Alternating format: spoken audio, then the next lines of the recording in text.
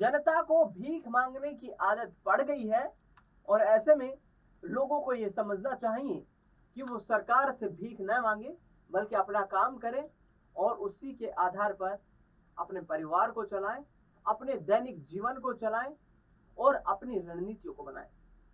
ये सवाल इसलिए उठ रहा है और ये बड़ा बयान बीजेपी के केंद्रीय मंत्री प्रहलाद पटेल ने दिया है।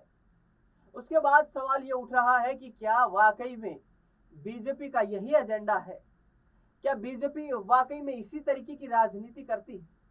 जरा उठाकर देखिए दर्शकों, पिछले 5 चुनाव को, उन 5 चुनाव में बड़े बड़े राज्यों के विधानसभा चुनाव हुए जिसमें महाराष्ट्र का नाम सबसे टॉप लिस्ट में शामिल है, हरियाणा का चुनाव हुआ, उसके साथ साथ राजधानी दिल्ली का चुनाव हुआ, ओडिशा का चुनाव हुआ और बड़े बड़े इश्तिहार लगाए गए, बड़े बड़े विज्ञापन लगाए गए कि हम हर महीने महिलाओं को कहीं 2500 तो कहीं 2100 रुपए देने का वादा किया।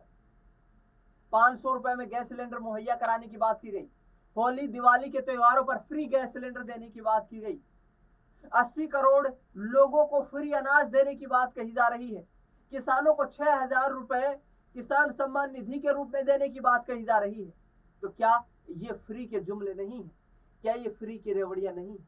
आखिर प्रहलाद पटेल निशाना किसे बना रहे हैं? क्या अपनी ही सरकार को बना रहे हैं?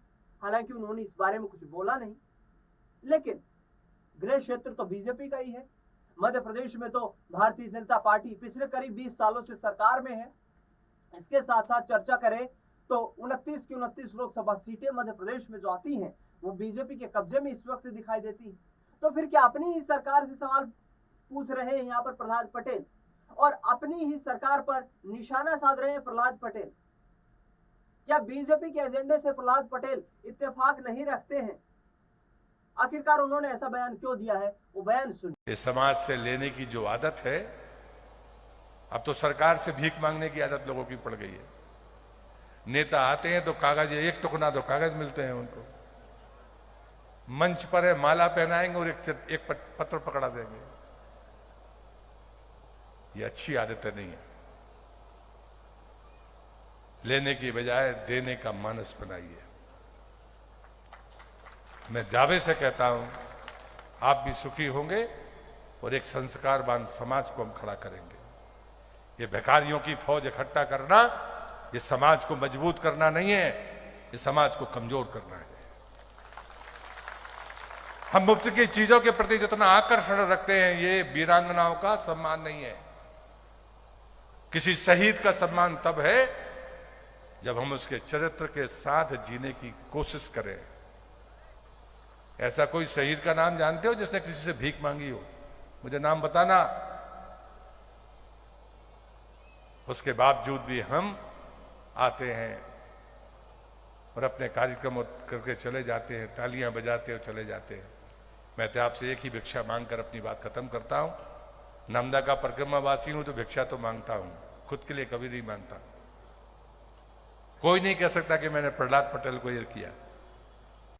तो सुना आपने प्रहलाद पटेल का ये बयान, जिसमें वो साफ तौर पर ये कह रहे हैं कि आप जनता के यहाँ पर, जनता को सरकार के भरोसे नहीं बैठना चाहिए, सरकार से आपको भीख नहीं मांगनी चाहिए। आप भीख क्यों मांग रहे हैं? काम करके पैसा कमाइए, काम करके अपनी रोजी रोटी कमाइए, अपनी आजीविका चलाइए। दरअसल इस पूरे मुद्दे को लेकर कांग्रेस पार्टी के प्रदेश अध्यक्ष जीतू पटवारी ने निशाना साधा है।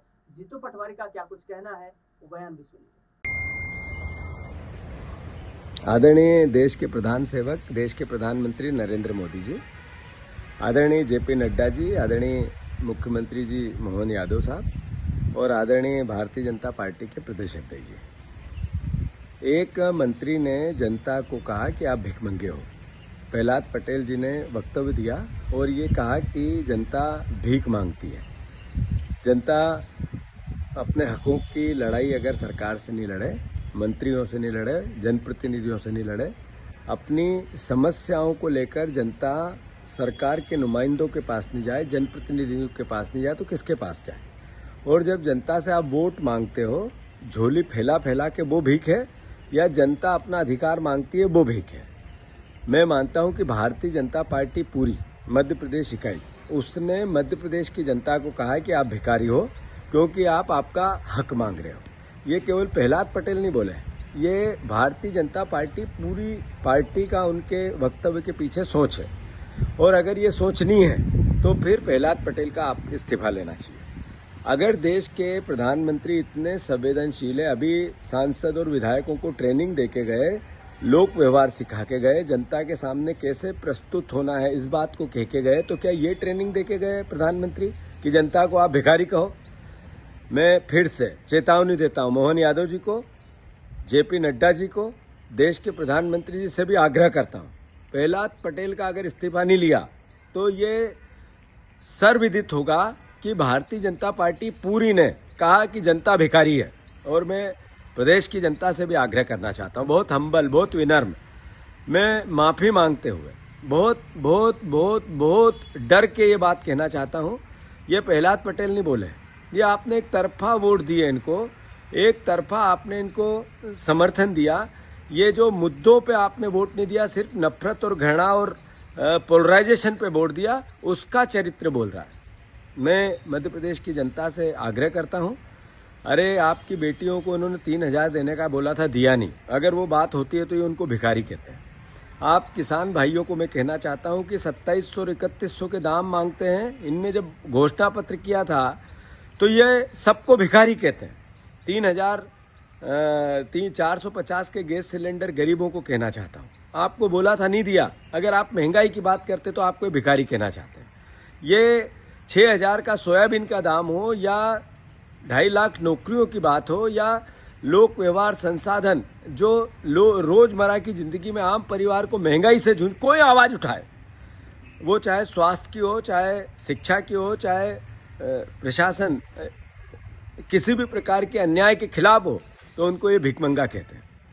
तो थोड़ी गलती आप महसूस करते हो नहीं करते हो मुझे नहीं पता, पर उसका भी एहसास सर चढ़ के रावण जैसा इन पे चढ़ा है। मद के मद में मदमस्त होकर ऐसे बयान देते हैं कि जिसके कारण बनते हैं, जिस जनता के वोट के कारण बनते हैं, उनको भिखारी कहते हैं। इनका मोहन यादव जी आप इस्तीफा लो, अन्यथा कांग्रेस पार्टी इसके खिलाफ पूरे प्रदेश में जन आंदोलन करेगी। धन्यवाद।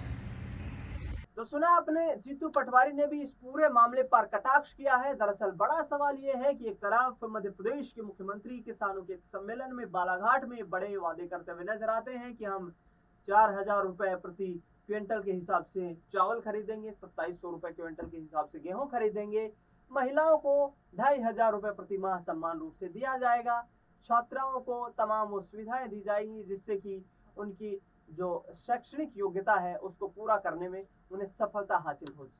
ऐसे में देखना दिलचस्प होगा कि इस बयान के बाद प्रहलाद पटेल पर मोदी शाह, जो कि सुपर पावर है भारतीय जनता पार्टी की और इस केंद्र सरकार की, वो क्या बड़ा फैसला लेते हुए नजर आते हैं और क्या प्रहलाद पटेल इन तमाम बयानों के बाद माफी मांगते हुए भी नजर आएंगे। चूंकि जिस तरीके के आरोप विपक्ष लगा रहा है उसने यहाँ पर बीजेपी को कटघरे में खड़ा कर दिया है।